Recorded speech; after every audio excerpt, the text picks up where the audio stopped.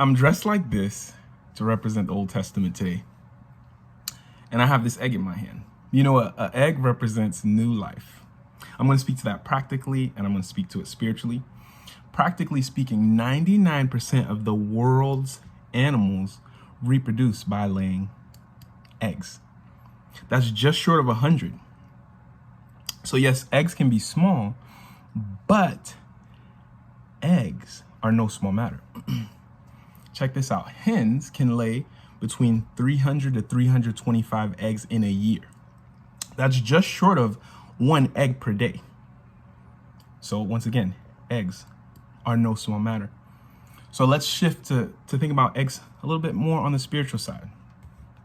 You know, Luke 13:34 says this. It says, "How often I wanted to gather your children together as a hen protects her chicks beneath her wings, but you wouldn't let me." So here Jesus likens himself to a mother hen that gives birth to chicks and desires to care for them. But at that time, those chicks, they're resistant to the spiritual care. So what does a good mother do?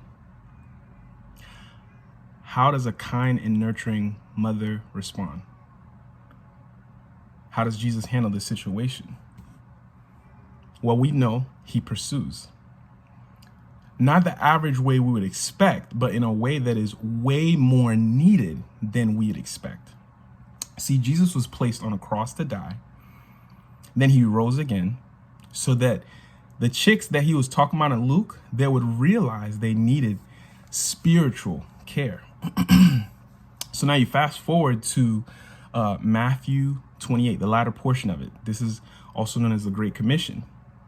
See, as a result of Jesus' death, burial, and resurrection, there's now 120 little chicks gathered around him. And what does he do?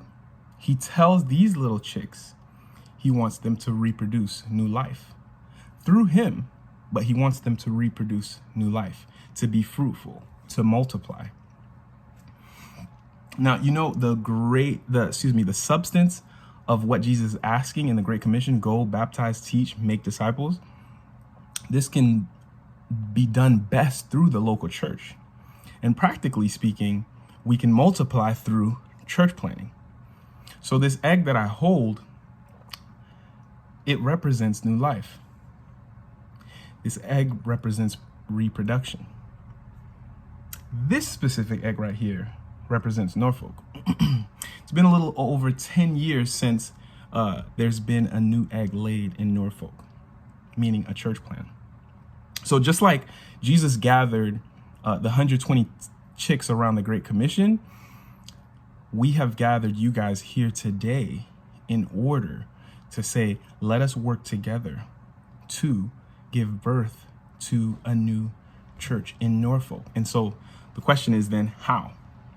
Part of it's going to be through prayer. We're going to pray today, but we ask that you continue to pray for us as we take one step after another toward this endeavor.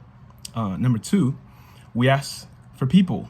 You guys know people that we might not know that we need to know, just as well as there might be people in your church who need to go. And so all those fall under the lines of people, and we ask that you help us bridge these relationships to help make disciples in Norfolk. 3rd, calling in paper, just to stick with the alliteration, paper. We're talking about cash. We're talking about resources from the kingdom. These are things that some of you guys have that you can give, and we ask you to do so, similar to the church that did in Antioch to help the church in Jerusalem.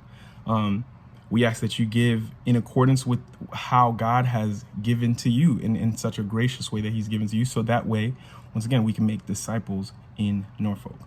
Thank you.